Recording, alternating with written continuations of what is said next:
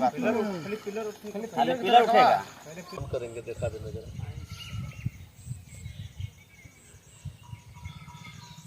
गाती को आपे को दो चे लेकाना पिया इन दो पूरे मौज गे मिनाया और आसोइन आपे जेमन मौज गे पे ताहेन।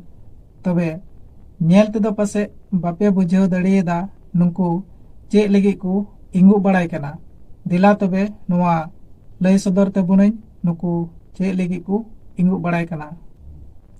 ओका दो राक्सोरेन कोड़ा को कुरुमुटुते फुलो झानो मुर्मुआ मूर्ति रकाब लगी को से बिनाव लगी को कुरुमुटु किदा।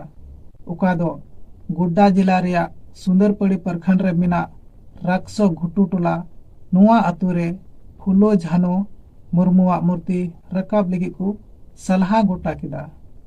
मूर्ति रकाब से बिनाव रिया जगह दो राक्सो घुटू टोला कुल्ही मुचे और चतरा सिमलढाब चला रोड खोन दक्षिण रे मिटे चौक लेका मिना नुआ चौक रगी फुलो झानो मुर्मुआ मूर्ति दो रकाब से बिनाव दो हुआ। आर ओका दो आदिवासी संथाल समाज रबुन कमी अगू का अरिचली लेका तबुन धर्म का व्यवहार का सगई बुन बिनाव का आर नित हो मेना बुन।